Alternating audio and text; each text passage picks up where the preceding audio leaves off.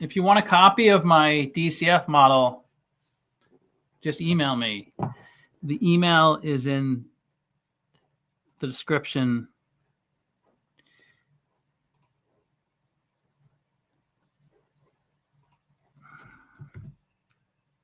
Oh, come on. I gotta get my email.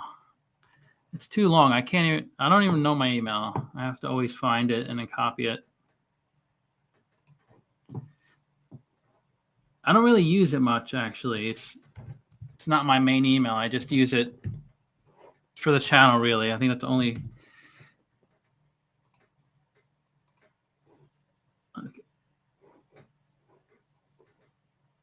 Okay, so it's going below on the bottom of the screen. It's scrolling my email. So while supplies last, I'll just send it to you for free. I don't I don't sell courses. I don't do anything like that.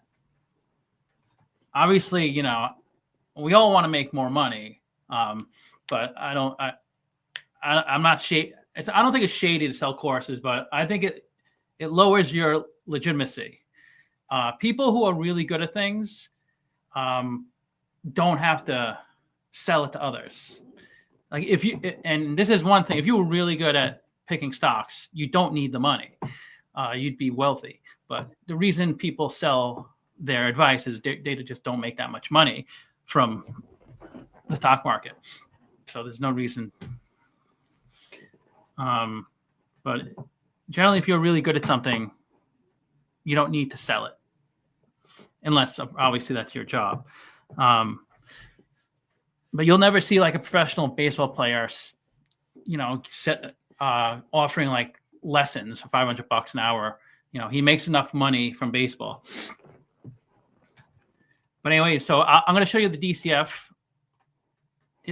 It's the one I used on Patreon, but I'm not on Patreon anymore. It was just getting annoying to maintain it. This is as user-friendly as I can make it. And I just cleaned it up a little bit, but I'll go through it because it's an art, not a science. So a lot of these things are subjective. It's not like I can say this stock I know will go up and this stock I know will go down, because it's really based on my opinion and how I think the future of the company will be.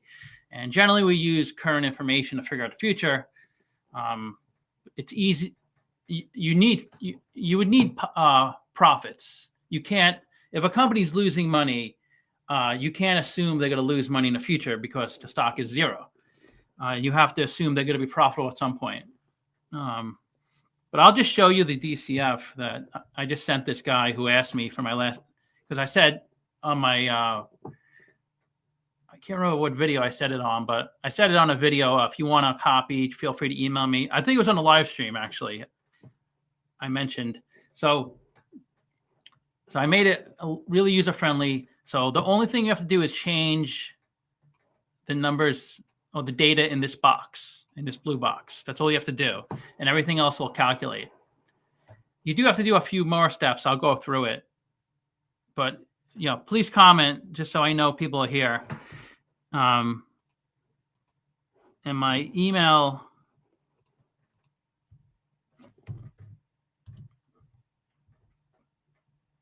is on the bottom here. So if you want to email me, if you want a copy of the DCF, feel free to email me.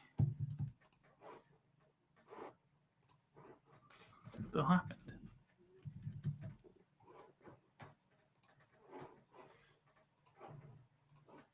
Let me put it in a box so everybody could see it.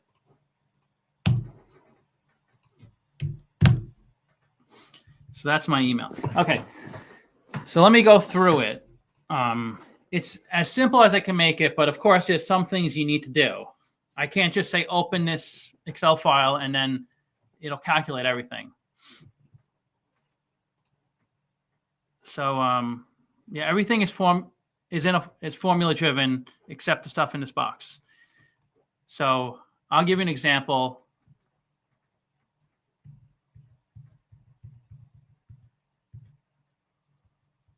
Okay, let me change everything. Let me delete everything. So it's blank now. So let's just do an example. I'll do Meta. I always use that as an example.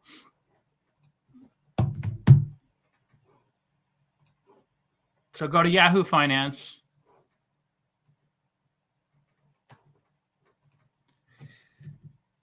Okay, so stock name, just change anything to blue box. You could put today's date. So once you put the stock name, it goes up here. The date is here, which is not really important. The important stuff is now coming. So you can go to any website. I just pick Yahoo Finance. It's just easier. So everything, so it's 1.399 trillion.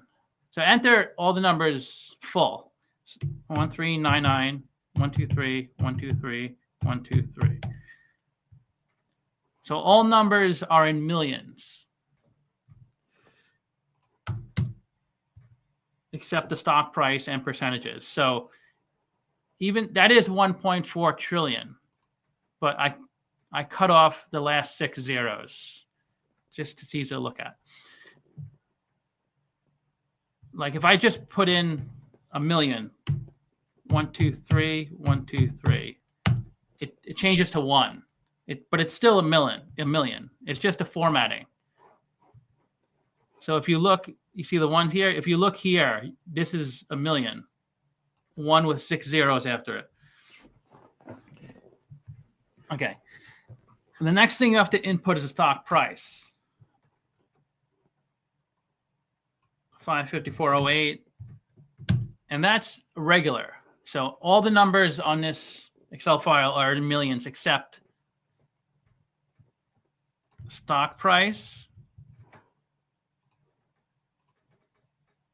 and percents. Okay, now we need a trailing 12-month revenue. So I put a note here.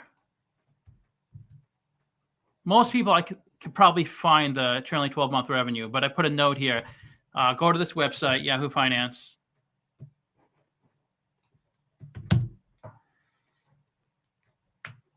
And that'll give you the income statement. So the trailing 12-month revenue is right here, 156.2 billion. I put a screenshot down here. So the person doing this will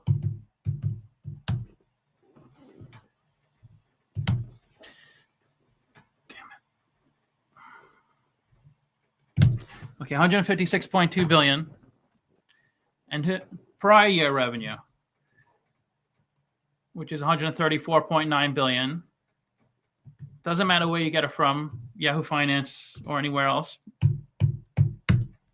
So 134.9 billion.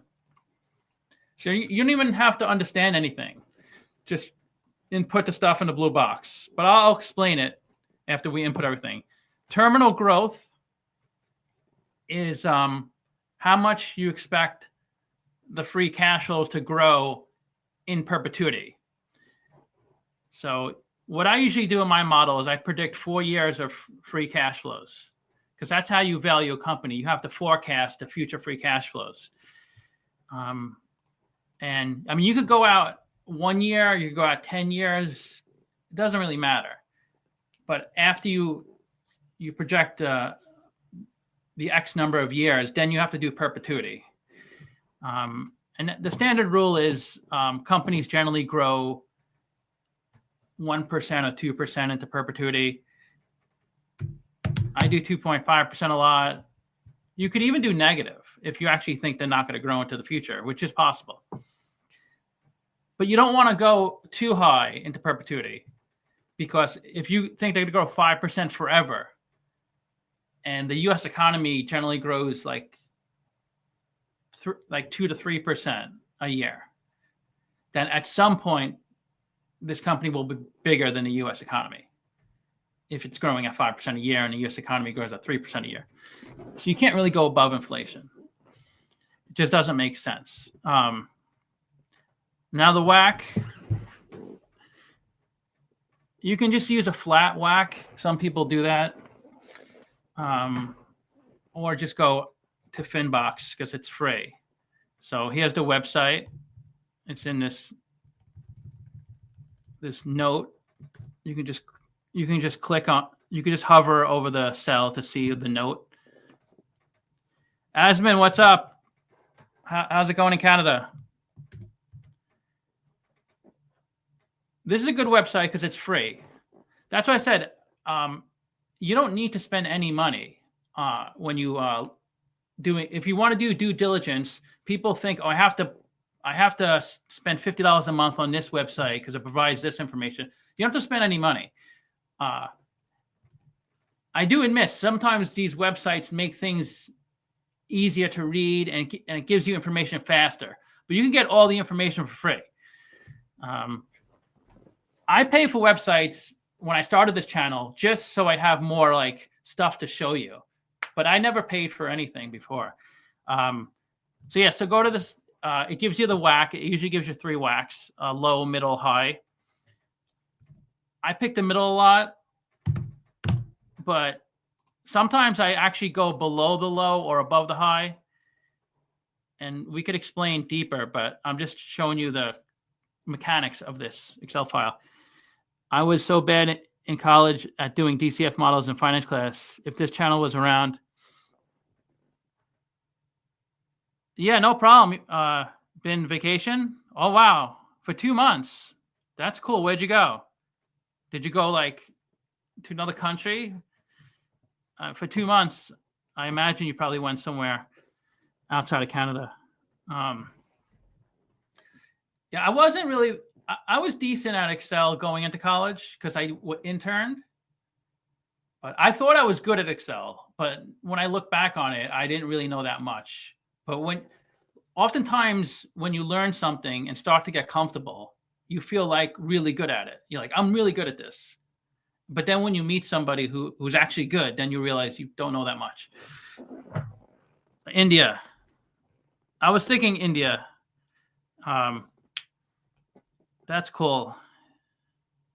Yeah, my boss and his wife are from India. They go there a lot too.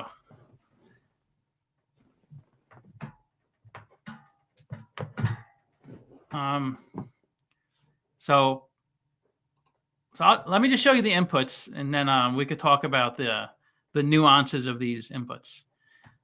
Annual free cash flow. Once again, I put the website for Yahoo Finance, but you can go anywhere to any website, and you don't even have to use the company's actual free cash flow if you have a feeling it's going to be a lot different than what they're doing now. Especially if it's negative. You can't put a negative free cash flow, even if the company has it, because then you get a 0 stock price. So you have to assume they're going to have positive at some point. So 52 billion of free cash flow. And I just put a screenshot here. So if the person doing this has a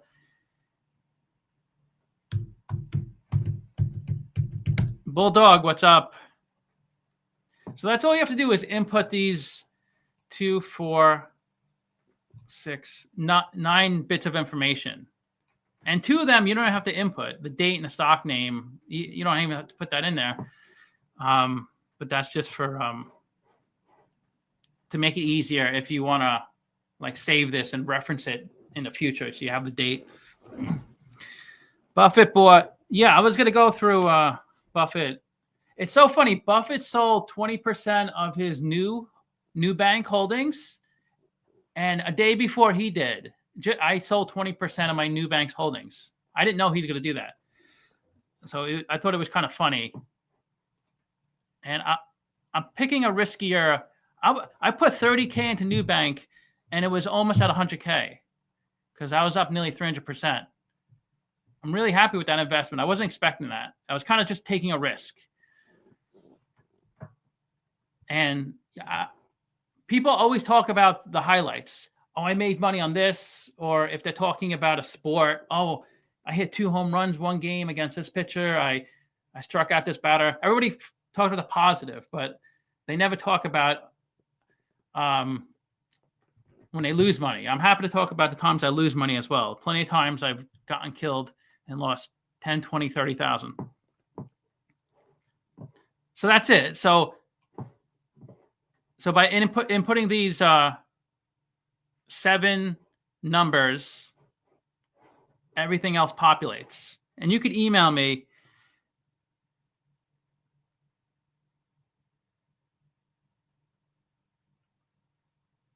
Wow, you bet on Jake Paul? So you got a 5x on that. Is that a 10,000, right? Yeah, 10. Okay, 10,000. I thought I was going to say, is that 100,000? Because I'd never put amazing. That's amazing. I can't believe it. How do you bet on him? Like, which website did you use?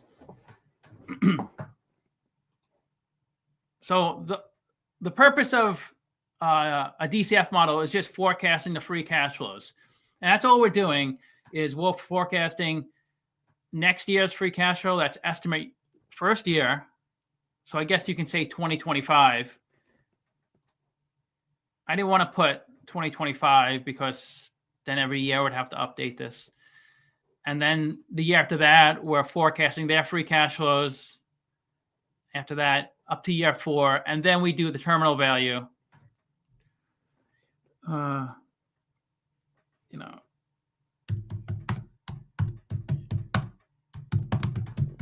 I'm glad I did this. I caught a small mistake. I put the date in this box, so that that's going to change every year, the date. So I just changed that to 5th year. I bet locally at a bar, but I use Robinhood to bet on the election. Wow, it's amazing. Do you think New Bank is still? Well, I only sold 20% of it. I mean, I had a 90K in it, and I sold, I think, 20K because I wanted to buy some other stock that's already down 10%. But so obviously I'm bullish. So yeah, I do think it's still a good value. So I'm keeping.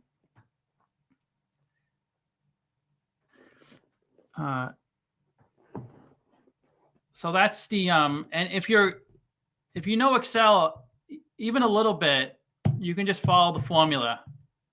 So to predict next year's free cash flow,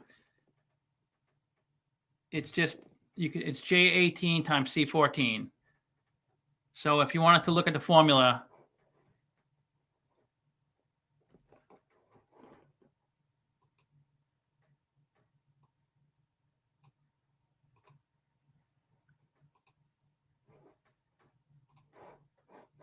just want to change this a little so it's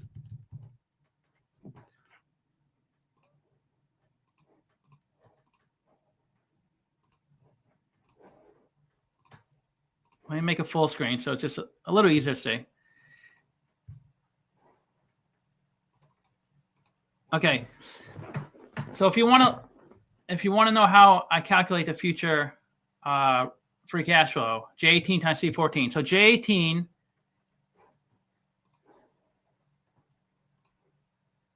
I'll put in yellow. It's just 33% times C14. Where is C? Okay.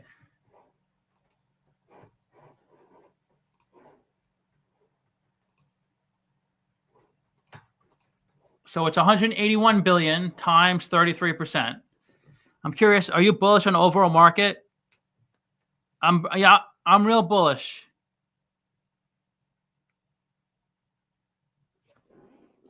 Yeah, I'm trying to get into real estate, more into real estate. I mean, I own my home. I don't own any REITs. I'm working at a real estate developer. So we're doing some really big projects. I'm the controller at that company. Oh, great. Live as always. Hey, Barely Blue. From Finland. That's cool.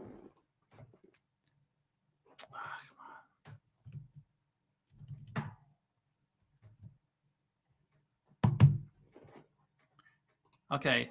So this 60 billion, the way I calculate it, it's 181 billion times 33%. But how do I get 181 billion? It would be good exercise to go through the formulas and play around with it a lot, because that's how you learn. That's how I learned. So the way I calculated 181 billion, that's my forecast for revenue. Next year's revenue would be 181 billion. And the way I calculate that, it's pretty simple. I just took the 156 billion, which is the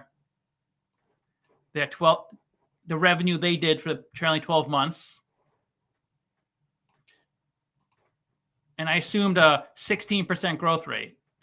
And the way I got that is I just took their last 2 years of revenue and how much did it change. So 2023, 134 billion. The trailing 12 months, which is like April 2023. No, what am I saying? October 1st, 2023 to September 30th, 2024. That's trailing 12 months. So what's that growth? So that went up 15%. And if their revenue goes down, that's a negative revenue growth. So you could leave it in the model. That is possible. Let's just pretend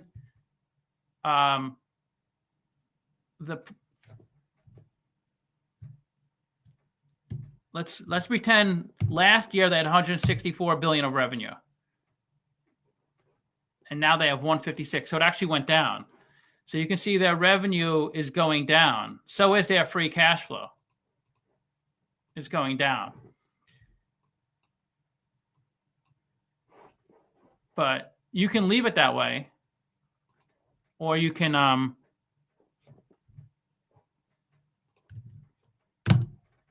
that's the hard part, is kind of getting used to how do you know if that's a good revenue growth. Is that too aggressive, 16%? Just because they did it in 1 year from 2023 to 2024 doesn't mean they're going to do it every year. Or it's possible a company's revenue growth was maybe 2%, and you think, well, that's not a lot. I think based on the contracts they have in place and based on whatever it is, you think it's going to be 6%. Two most wealthy people in Alaska are both real estate developers. Yeah, it's a great way to make a lot of money. I mean, it's not easy. People think there's a lot of risk involved. I'm learning it, firsthand, because I'm doing it every day. It's not that straightforward. Buying real estate is not complicated. Of course, it's kind of like buying a stock. It's not hard to buy a stock.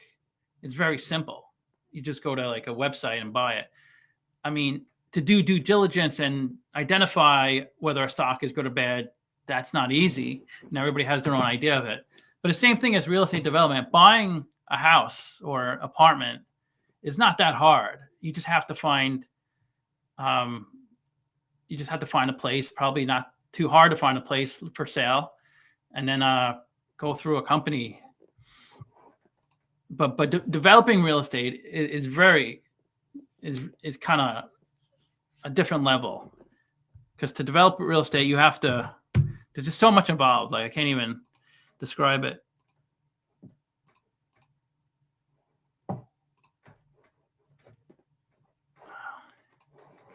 I always like to get the formatting the same. I hate when come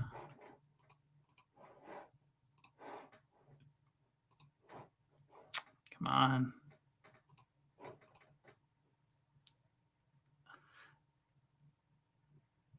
That's amazing. Oh, you're in Alaska? That's how you develop properties. You need to really hire a lot of people. Obviously, the less people you hire, the higher your margins are. But you can't do everything yourself, especially if you're doing multiple properties. You'll just never get it done. But you got to hire a lot of people. Then you have to there's a lot of negotiation. There's always delays. And then there's people who, like companies that go bankrupt. Like if you hire somebody and they go bankrupt, you might not get their services. You might have paid for something that you're not going to get. And there's delays, things like that. But if you understand the process, it's kind of like the best CEOs are not the best at what they sell. Like Steve Jobs wasn't the best coder or programmer. It was like Steve Wozniak. Like he was like a brilliant developer, coder. But Steve Jobs was able to put kind of like playing a game of chess, put the piece in the right position, and he did that better than anybody. But anyways, and it's funny. Sometimes the people who are really, really good at what the company sells are terrible. Because I remember when I ran a mathnasium, a math tutoring center, there were some people who were so good at math who owned a mathnasium, but they didn't make any money because they didn't really understand how to run a business. They just understood math. But you can't make a lot of money if you're an expert at something. Just because you're an expert at that doesn't mean you're going to make money running a business, selling that product. It might, but in order to be really good at running a business, you have to be really good at running a business. But you have to have some knowledge of your product. You can't have zero knowledge. But you definitely don't need to be an expert. You just have to have a good knowledge to be able to communicate to people if you're obviously selling to somebody. But you don't need to be, because I had plenty of math tutors who were much better than me.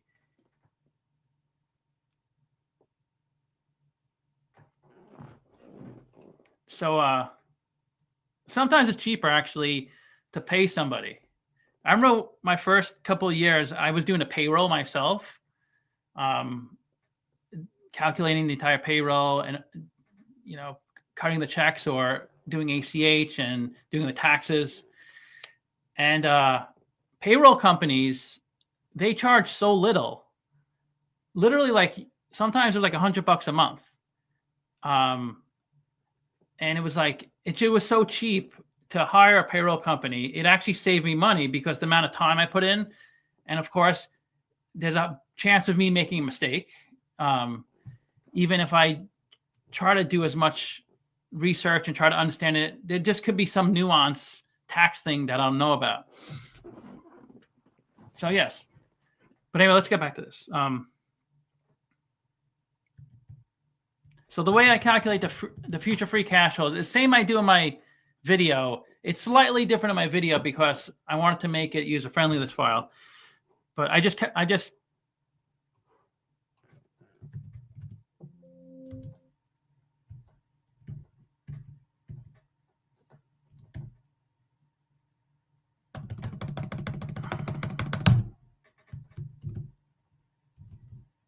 me just change the formatting of this. So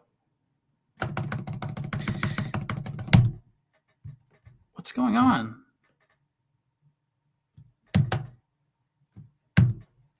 And if you email me, you can email me and I'll send you this DCF for free. But you have to promise you'll watch one of my videos every day for the rest of your life. And I'll know if you didn't do it. I can tell who watches and who doesn't.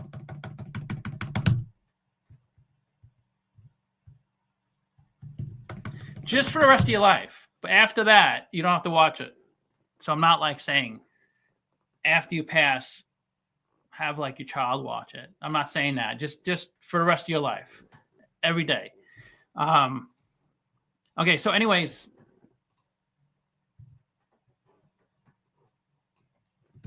let me just make this. I'm trying to make it as user-friendly as possible.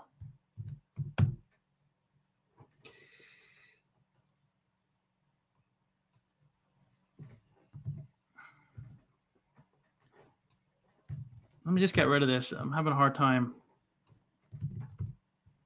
Because I want to limit the questions. I don't want to, obviously, have people email me asking me, how do you do this? How do you do that? Not that I mind it, but it's just easier if it's all, come on.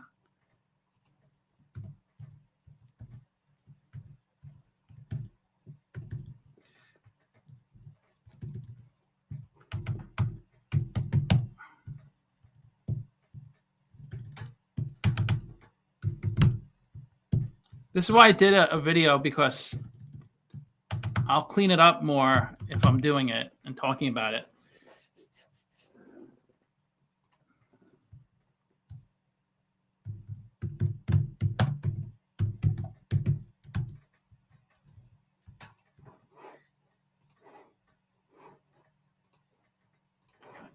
This is so annoying.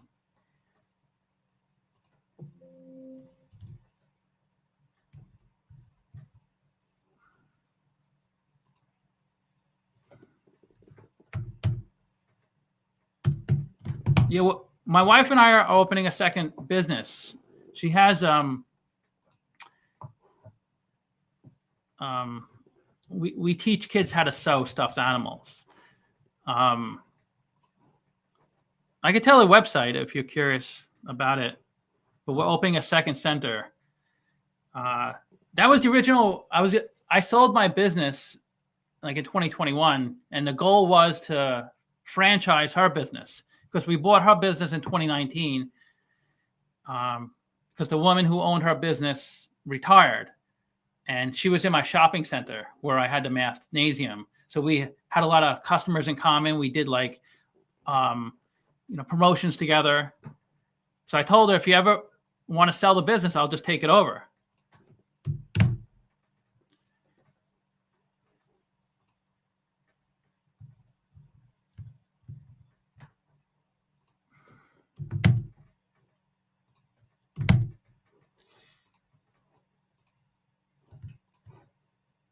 Yeah, so we're opening a second.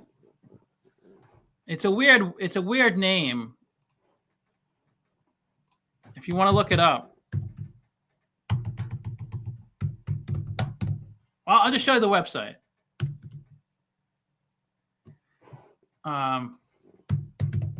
If you're from Europe, you may have heard, it's called Poekie, Poekie. Because the woman is from, she's Dutch. She's from Netherlands. So Poekie is kind of a term of endearment. So if you say to your kid, like if there's a child, like your niece or your nephew or your child, you'd say Poekie as a term of endearment, like my love, my. So I never heard of that word. So it's called Poekie Nook. What a terrible website. What's this? I got to talk to her about this. I don't know. There's just a huge pink section. YouTube Shorts. They get a lot of views, but sometimes they detract from your channel. I did a few shorts, but this is a terrible website. So that's all. It's kind of like it's similar to my business, where it was like a gym where kids just came in whenever we were open, and then in this case, they sew stuffed animals. So it's like a gym for kids, but they sew, and we just walk them through the process. There's like sketches. So I want to show visuals, but okay, there'll be like 100 of these stuffed animals on a shelf, and if they're new, they would start with a simple one, even more simple than this, and they just learn like the whip stitch, which is really easy. So we get the cloth all set up for them. They have like these like cardboard pieces, so they cut out the cloth. So if it's a real simple one, it just might be a ball where they cut out 2 pieces of cloth, and they have to draw along the cardboard, cut the cloth, and then we get them set up. Like we get the needle in there and we set them up and we just show them, just go around till you get to this point. And then when you get to this point, then come back to us and we'll get you set up on the next section. And then once they get everything sewn, then they just stuff it. There's like cotton, like that type of material that they stuff. But it could get more complex, like these bigger ones where they have multiple steps. So a real simple one, you get done in an hour. But some of these big ones, it could take a couple of months.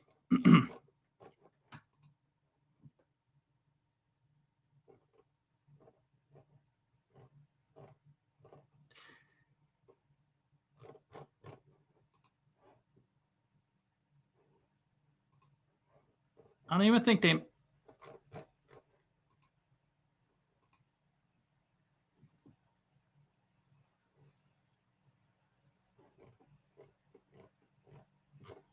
She still has the old pictures from the woman who had it before us. Like I told her, just get like a professional photographer and we get really nice, crisp.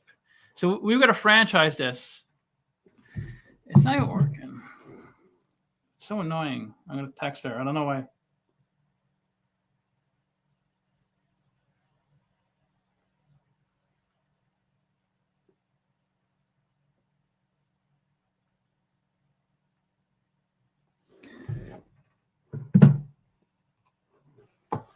The About Us section, I don't think mentions my name, but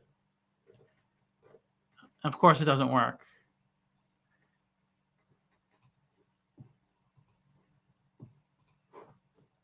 Okay.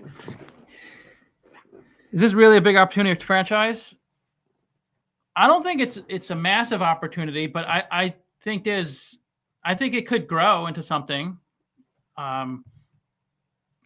It's not like everybody needs to learn how to sew, and it's mostly girls. It's like 95% girls. So, but it's just something different to do. And she makes it's. I mean, she makes good money. So we proved the concept at least in that one location. So we're going to open a second location. If we prove the concept again, then it's franchisable. Not every business is going to be $1 billion business, but I'm trying to think of like there's a woman in the same town we're in, and she owns the tutu school. So this is really young. I think it's mainly girls. Same thing with us, but it doesn't have to be. Really young, I think between 4 and 7. And they have their ballet outfit on, and then they do dance things. And she's already at 150 locations. She's franchising. So it's just like any business. There's some businesses, there's going to be more opportunity, like math, because that's a needed thing for school. Other things, like there's sports that aren't a required thing, but a lot of kids like to do sports. You could sell stuffed animals, Instagram marketplace. Yeah, I don't know how many people would buy it. I think the whole fun is the kids actually create something on their own, so it's exciting. I'm not sure if we can sell it. I don't know the demand there, but what I do think there is demand for is she has kits. Like when there's birthday parties, and she has a lot of birthday parties, members or non-members. So, and when there's a birthday party, usually most of the kids haven't been to the store yet, so they don't even know how to sew. Most of the time, the person whose birthday it is, the reason they're having it there is because they know about it and they like it. So like those kids usually know how to sew and everything like that. But a lot of kids may not know. So we have these starter kits. She sells them for like $30. So each kid gets a starter kit. So it's a real simple, and it gives you directions. So I think that she can sell.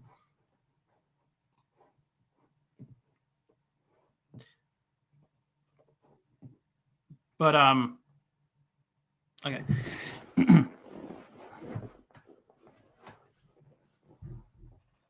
And she also does beading.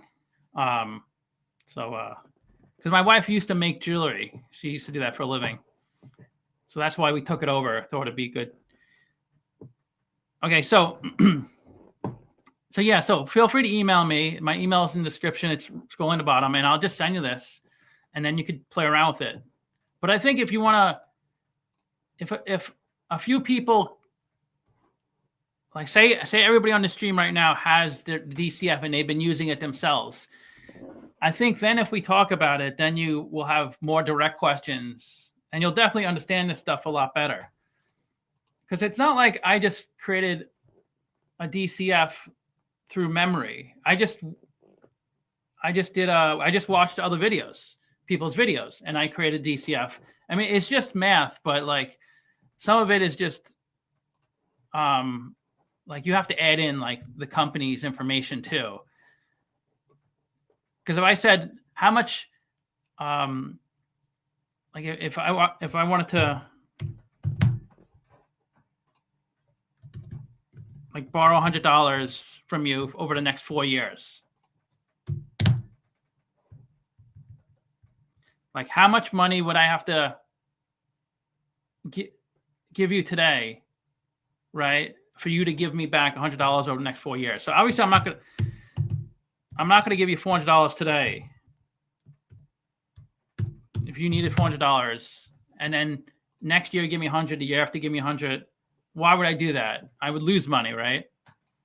Because the value of money goes down each year. So that this is kind of like that. You're just calculating the value of something at a different time frame. But you don't know. You obviously don't know the future cash flows. In this example, you do know. So if you understand bonds, it's the same thing. It's just bonds have a known value in the future. Can you do this automatically with wide sheets? Oh yeah, there's a lot of websites.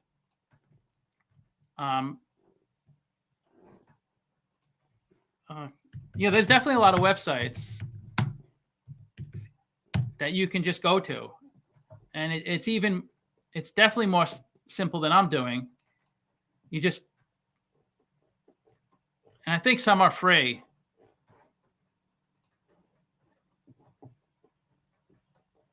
I mean, I can't find it now, but I think some are free. And you just plug in the numbers. But it's kind of like, but if a company is really small, and especially they're losing money, you can't use their DCF models because it just doesn't make sense. This gives you the flexibility to change things. Like if you were doing a company, say,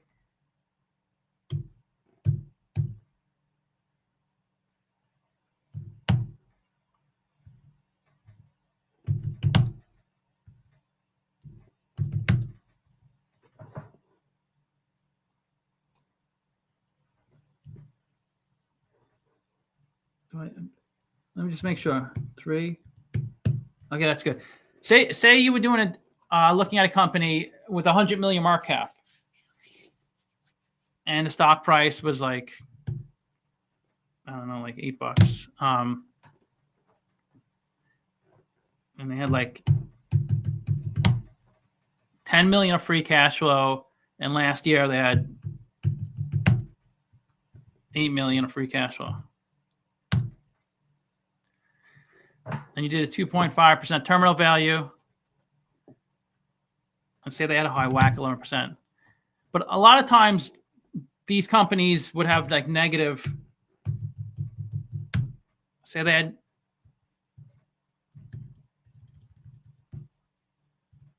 negative 3 million of free cash flow.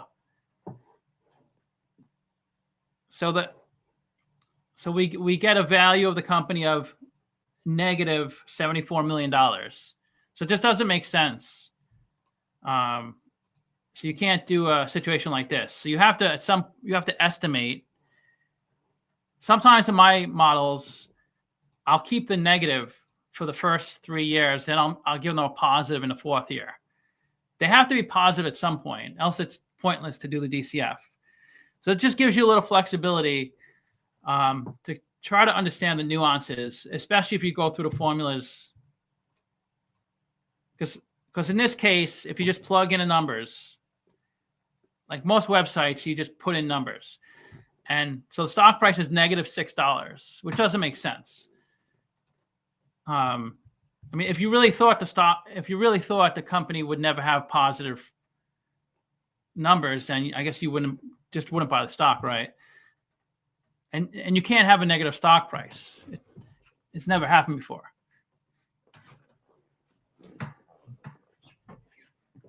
Send an email. Keep in touch. Oh yeah, that would be fun. I may come there. That sounds like a lot of fun. Fishing in Alaska. Ticker Run has negative cash flows. Sunrun, yeah, they never have positive free cash flows. So you'd have to do a little like maneuvering, a massaging of the data. And it's hard to do because how much would their free cash flows be? Like say you really thought in 3 years out they would have positive free cash flow. What does that mean? Like how much would it be? I mean, there's ways to calculate that.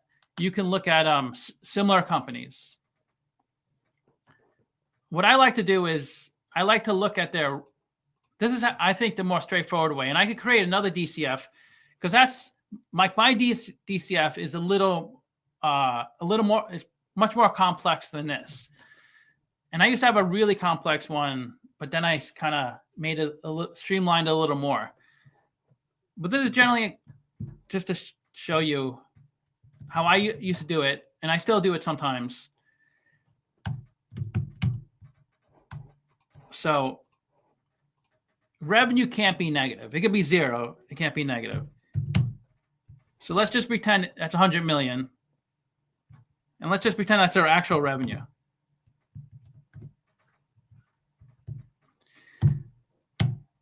And then the forecast is, sometimes you kind of guesstimate how much they're going to grow. You could say, I think they're going to really grow 30% over the next, 7 years, based off of how big the market is, based off of their position, things like that. And then you can just go, once year 7 hits, then you could give them positive free cash flows. But what would you give them?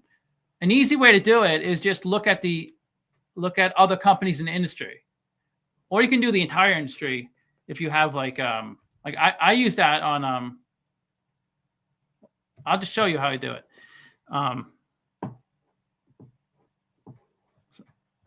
You could use any website. I just use this website because they gave me a free logon. Or you could just pick like 3 companies and do what I'm going to show you.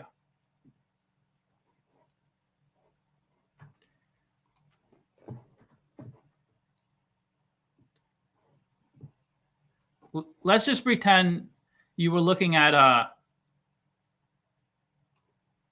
the company we're looking at is computer hardware, which it's not, but Meta is software. But let's just pretend the company we're looking at is computer hardware.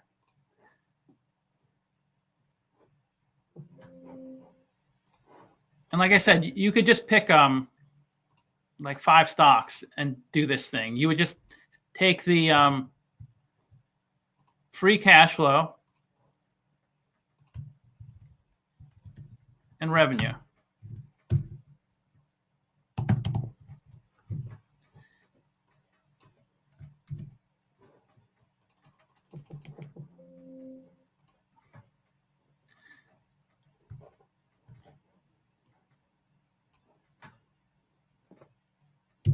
So what percent of the free cash flow, what percent of the revenue is converted to free cash flow? Look at SMCI right here. They don't have anything.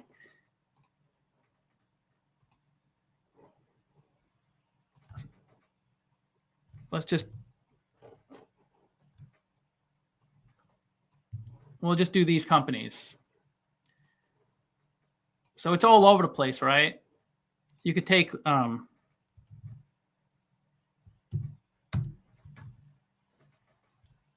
get the average for all these companies. It's just free cash flow over revenue. So of these like 14 companies, some have negative free cash flow, some, and then others have positive. So the average company of these, the average company converts 7% of their revenue to free cash flow. So that kind of gives you a target. If they just become average. So we have an estimate on revenue, and we'll grow it out for like 7 years if they can grow 30%, which we think is reasonable. And then you multiply that by 7%, which is 34 million. That's your estimate of their free cash flow 7 years out. And then you could drop it in here, or you can go out as far as you want on your free cash flows. Like I'm doing 4 years. I know Simply Wall Street does 10 years. So you can go out as many years as you want. Especially in this case, you might have to go out 7 years if you think it's going to take them out that long to get positive free cash flow.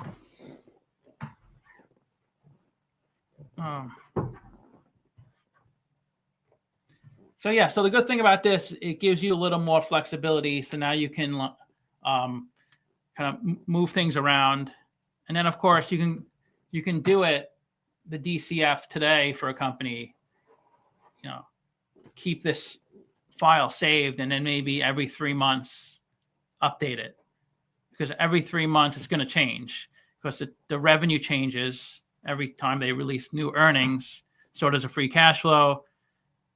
And of course the market cap changes. And if interest rates go up or down, the WACC may change.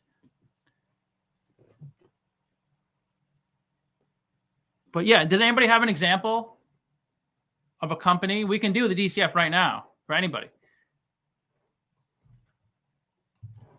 I'm not saying I can predict anybody's stock price, but we could do DCF for any company. It's not hard.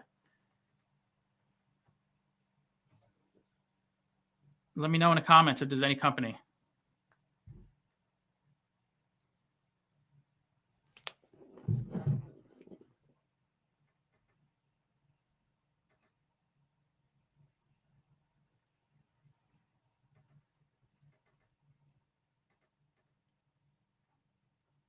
I already have eight emails on people asking me to send them the DCF. Yeah. Anybody, throw out a ticker. It's more fun to have a real company.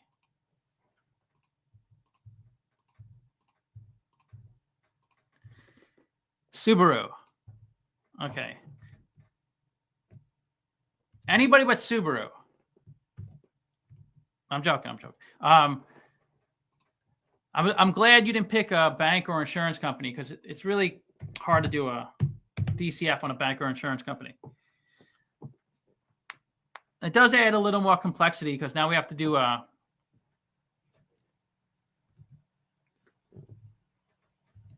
let me reopen it. Now let me add, I'm glad you mentioned this. Let me add the exchange rate into it. So if someone's doing a non-US company,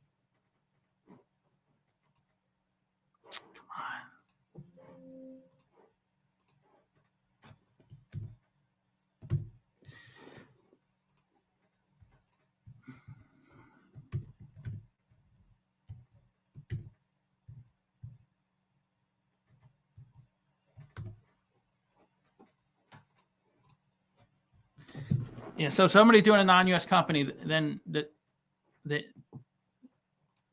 it'll be easier to.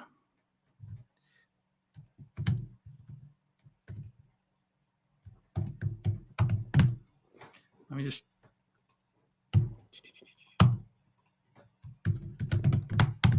Exchange rate. Okay.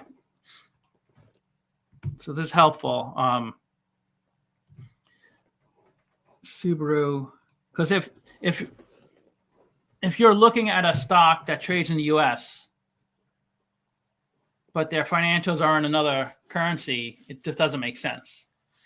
Because could you imagine, like, I was looking at Toyota, and they had like 50 trillion yen of revenue, but so 50 trillion US dollars is going to be, it's going to make it look like the stock is worth like $1 million a share.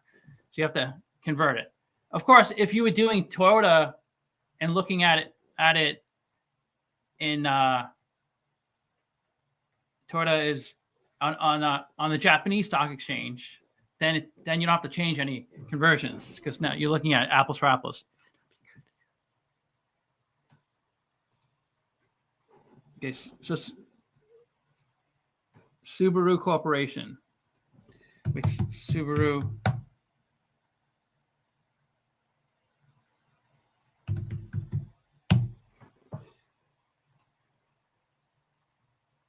A lot of foreign companies report in US dollars. So if you're in the US, it's kind of easy, because a lot of times they still report in US dollars. You don't have to do anything.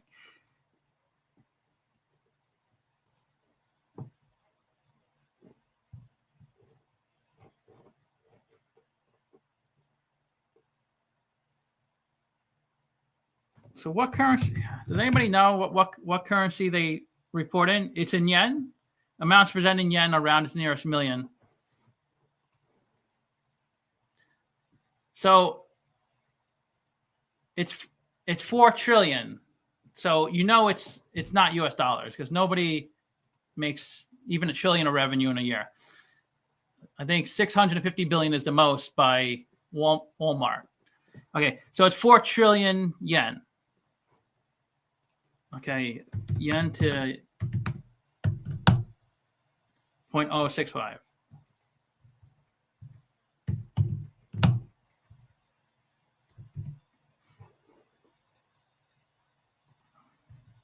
Exchange rate.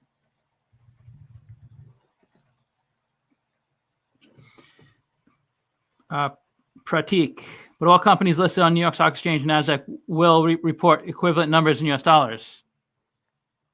No, they don't. I mean, I'm looking at Yahoo Finance. If you could tell me the website I go to find their financials in US dollars, that would make it easier, so I don't have to do any conversion.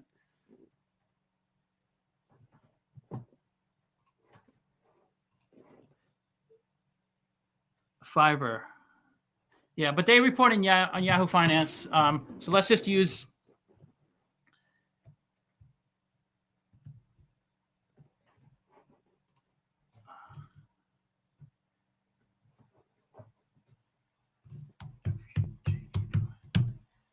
Okay.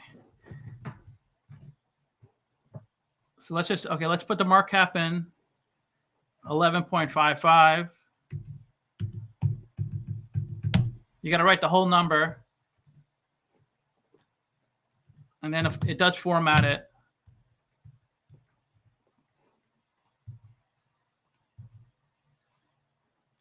Okay. Let's look at the trailing 12-month revenue.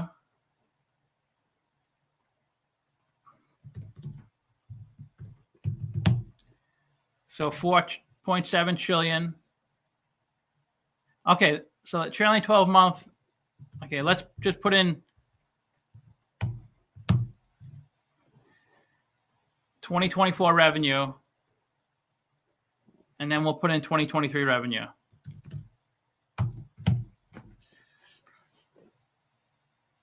Okay, so that's 3.8 trillion. We'll keep terminal.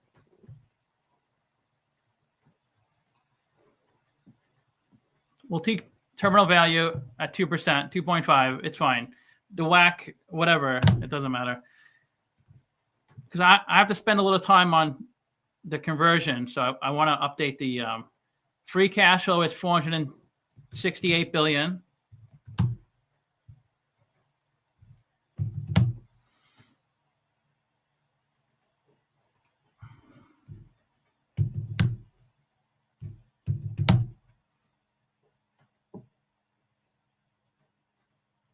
Okay.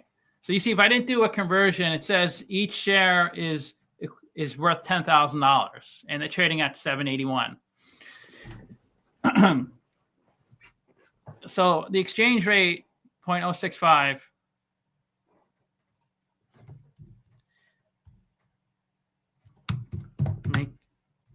Let me just put some notes in here.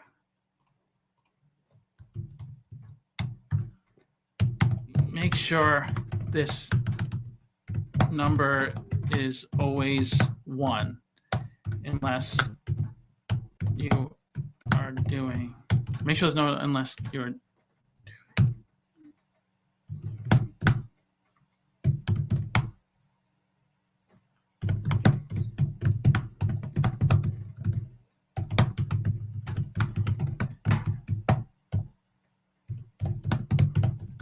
hope that's clear. It's a little wordy. So you want to always keep this at 1, because if you forget to change it and then you do say you do Google or something, it's going to look like Google is worth nothing because you're converting everything. Okay. So I have to multiply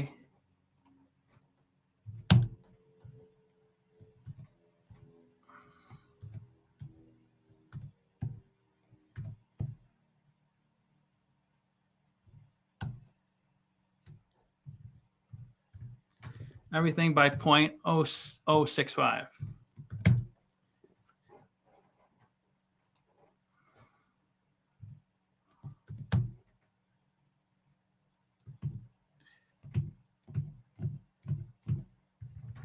Let me actually,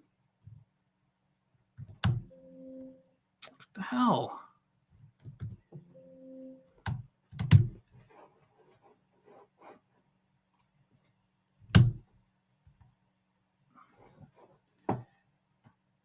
Okay, so if I just convert this one number to from yen to US dollars, then it converts everything else because it's all tied to this one. Is that right? So revenue estimate is 38 billion. Let's just confirm.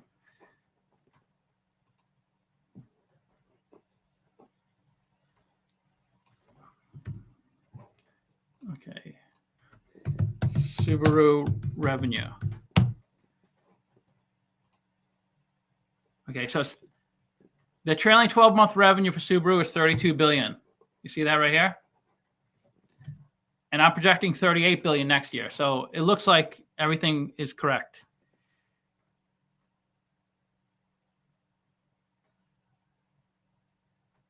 Yeah, if you could find the conversion to US dollars, then just keep this at 1. This exchange rate at 1.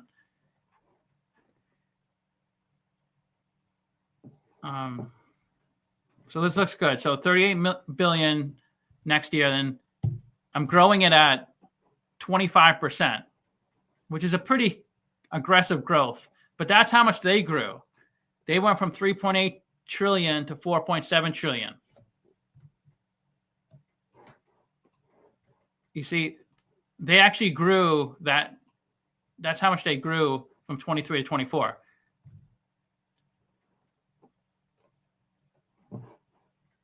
But if you were doing this, like if I was doing it, because right now it says the stock is worth $67.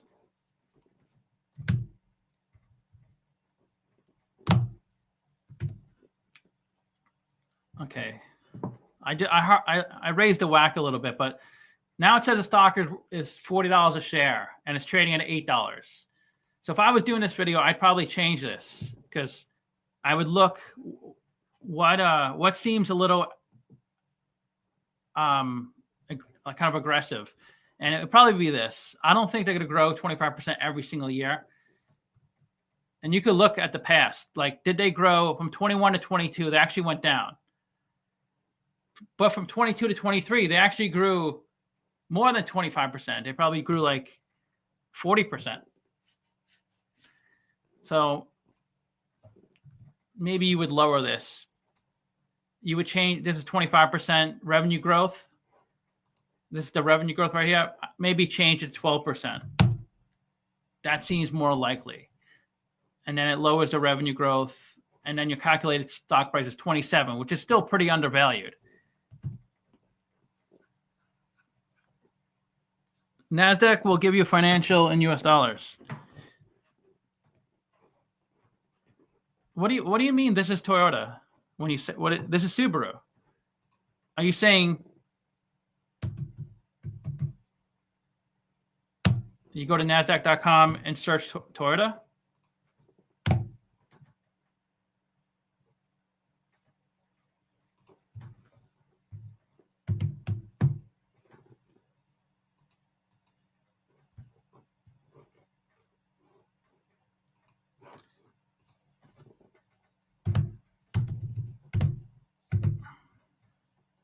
I want to do Subaru, actually. I want to see if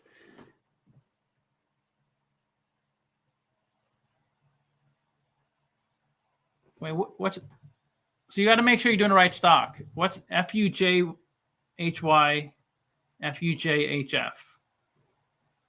I'm at FUJHY. I've done that before. I actually made a video on the wrong stock.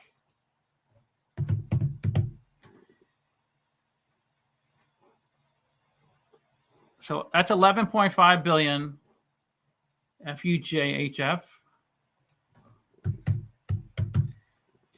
Does anybody know the difference between FUJ, HY, and HF?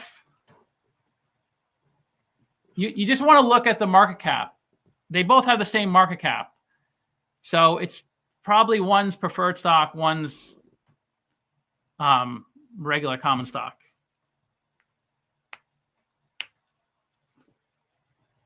Okay, yeah, Subaru, it's not on a major stock exchange. It's OTC. But you can still do the DCF. You can do DCF on any company, even like a small business. You just need the information. But that's the thing. You don't have a market cap on a private company because it's not traded anywhere. You do have a market cap on a public company. So you're able to identify the stock price. Because if you said this company is worth, like we're saying this company is worth $59 billion. If it's a private company, you don't have anything to compare it to. I mean, unless someone's trying to sell their company to you, you could still use this. If somebody said, I want to sell you my company for $1 million, then you would plug in their revenue, their free cash flow, and then you could calculate how much it's worth. And if you calculated $2 million, then you would buy from them. And if you calculated $500,000, then maybe you negotiate. And they might ask you, why do you think it's worth $500,000? Then you would say, well, I'll show you. Here's my DCF. I'm calculating your future free cash flows as this. And then they may say to you, well, I don't think, I think in the third year, it's probably going to be this number. And then they would have a little more dialogue. And then maybe they get to a point and they'd be like, okay, I see why it's not worth $1 million. Like, because people don't have a clue with a private company. They just kind of make it up. But this kind of puts actual numbers. You're right, but you won't have its financials in US dollars. It needs to be listed. Well, you don't need US dollars. That's what I'm showing you. You can just convert it. That's what. So if you need to convert, it's right here. But the thing is, if you go back to like Meta, you have to make sure to change this to a 1 because it's multiplying everything by 0.0065. So then it kind of like doesn't make sense.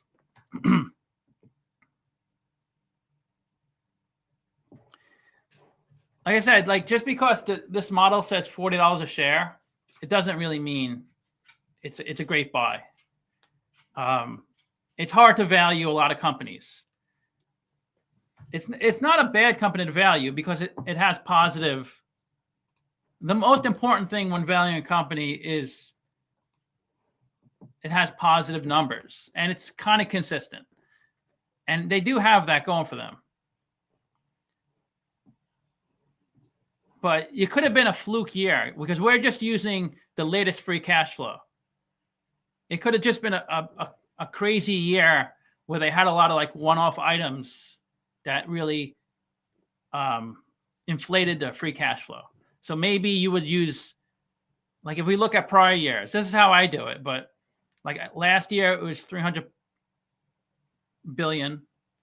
Before that it was 9 billion. Before that was 100 billion. So I'd say, well, 467 is probably not the best starting point because that's kind of like what we're saying. That's the default. We're just using 1 year. But where is it? So if I change that 467, say I'm going to cut that in half because I don't think it's, I think half of that is much more likely.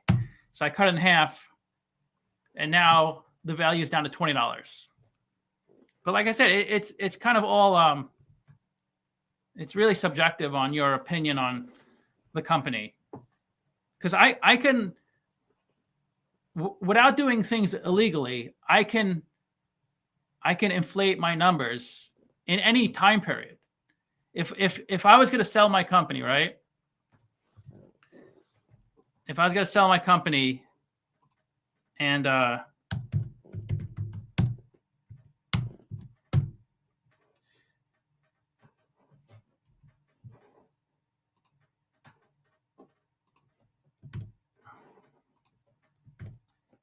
the person said, I'll give you whatever your profit is for the trailing 12 months.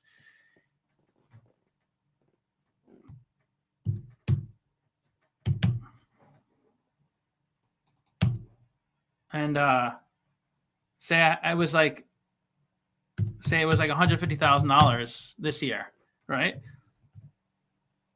But they gave me till next year. Say, okay, I can't buy your business this year. I can buy it next year. And whatever your profit is for the trailing 12 months is what I'm going to pay. I could totally inflate my numbers legally. So it's 150 this year, which is without me doing anything shady. And I get it up to 250. I mean, how can I do that? Well, I could say it's me and my main guy. And my main guy makes $100,000. So I could just say, just don't take a salary this year. And he's like, why do I do that? I go, I'll sign a contract and everything like that. Once I sell the business, instead of me giving you $100,000, I'm going to give you $120,000 the day after I sell it. Instead of you making $100,000, you can make $120,000. So you got a 20% raise, but you just have to get through a year without, and I'll give you like cash on the side so you can pay your bills. And he does that.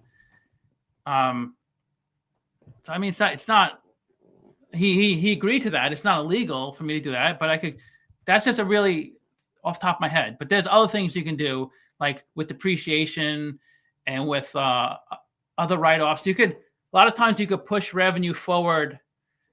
Like if you have too much revenue for a quarter, like you already hit your goal, a lot of companies won't book revenue. They'll just wait another week, which is the next quarter, to actually put the revenue in. It's not like, and no one would know the difference. You can't put fake revenue in. You can't just make up numbers, which some Enron did. You can't just, but if you have real orders and and it's Friday and you already hit your goal for the month, just on Monday you input the orders. It's not like that big of a deal.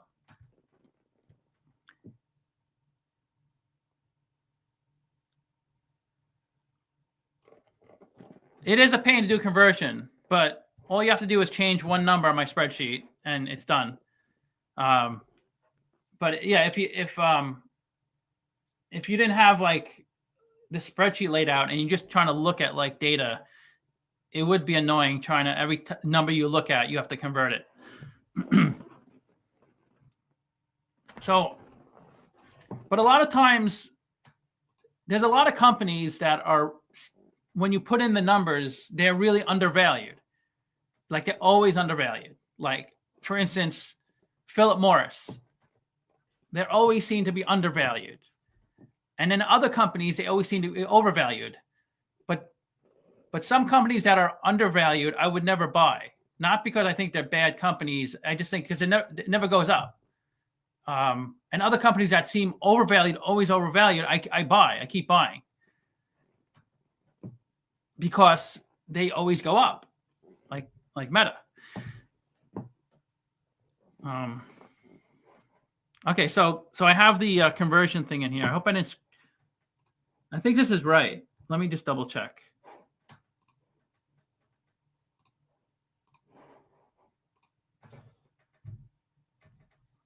So the free cash flow is, it takes my revenue estimate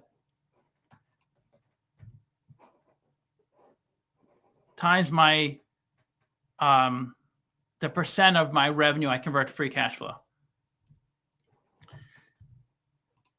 I remember doing this like conversion thing, and I did it, and I put the exchange rate in revenue, and I put the exchange rate in free cash flow. And if I do it in both, it doubles the conversion. So it makes it look like extremely low. Like you can't convert it twice.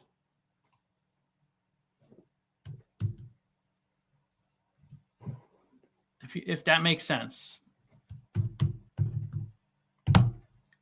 Like say you had $10,000 and okay.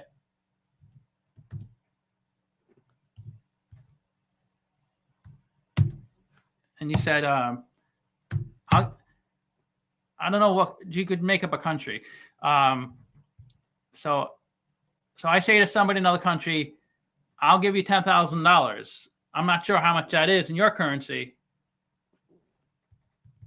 Well, let's just, it's usually higher at US. And they said, okay, that's 23,000. And you can make up the country, X dollars, whatever the country is, country X.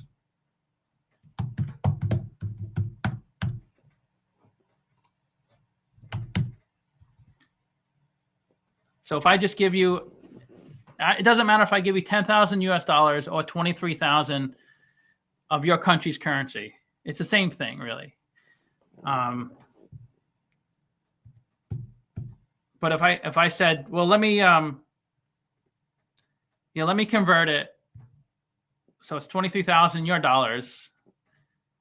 But then I say, well, I can't think of a good example of this. But you don't want to convert it twice, which I would have done. I initially put it in here, and then I was about to put it down here too, and it would have made sense. So the way I calculate my free cash flow, I take my revenue forecast, which I converted to US dollars, from yen to US dollars.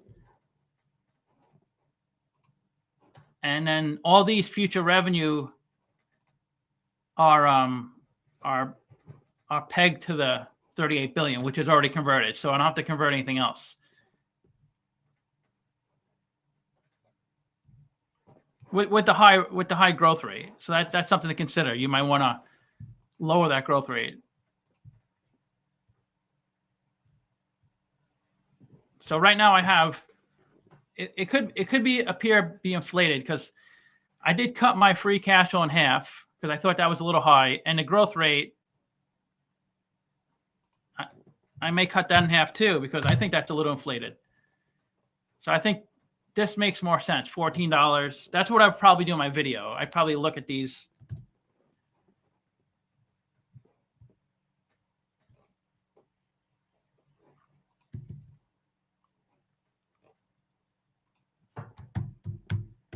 Let me get back to Meta. just so I can use this as my the file I email to people, because I want people to be able to, like, if they're not sure,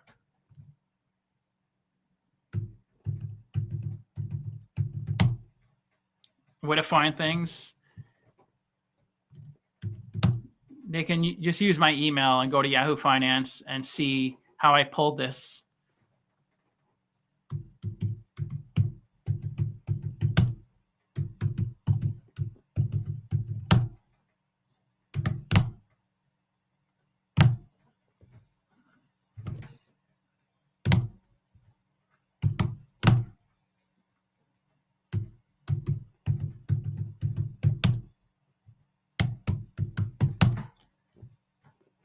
So you can see here, I calculate Meta's stock price at $3.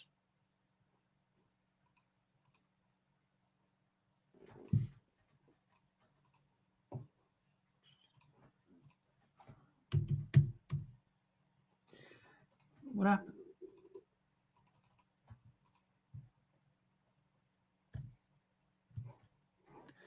Oh, I have this here. Let me get rid of this.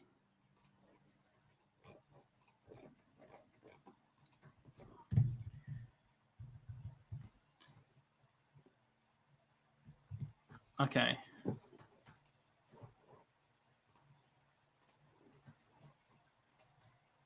So does anybody know?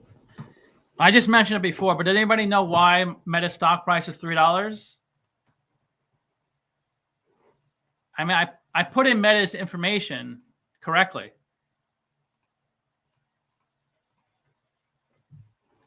But now it's $3 a share. Before it was like $400 a share. It's just the exchange rate. It says 0.0065. So it's multiplying all these numbers. So this says their revenue next year will be $1 billion, which is crazy because their revenue now is $150 billion. So you just have to always keep that at 1, so it doesn't convert anything. Make sure this number is always 1 unless you are doing a stock that trades in a different country.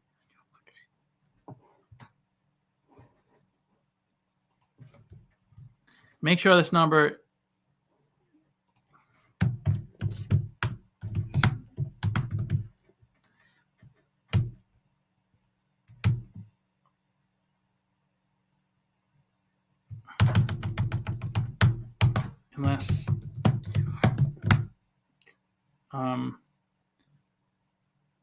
unless you are converting.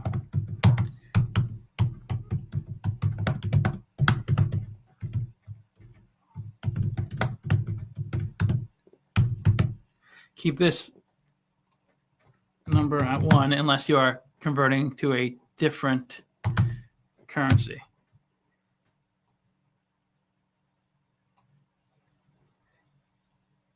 Yeah, exactly. So that's an easy mistake to make. And you're going to make those mistakes. Like you're going to do it. I made all those mistakes many times. I still make those mistakes. Like I might enter, you might not enter the full number. Like I just put 1.4 billion as their market cap instead of 1.4 trillion. And then you see that calculated stock price. One share is almost as much as Berkshire Hathaway stock. $500,000. Then you'd probably be spending all this time like, what did I do? You keep looking at all these numbers over and over and over, and then eventually you find, oh, the market cap is 1.4 billion. It's not 1.4 billion, it's 1.4 trillion. And sometimes you're not going to be able to figure it out. You'll probably email me. I don't understand. The model doesn't make sense. But sometimes the model won't make sense. Like some companies, just it's going to look so weird. Like it's going to say the stock is worth $1,000 a share, even though they're trading at $3. Like how could that be?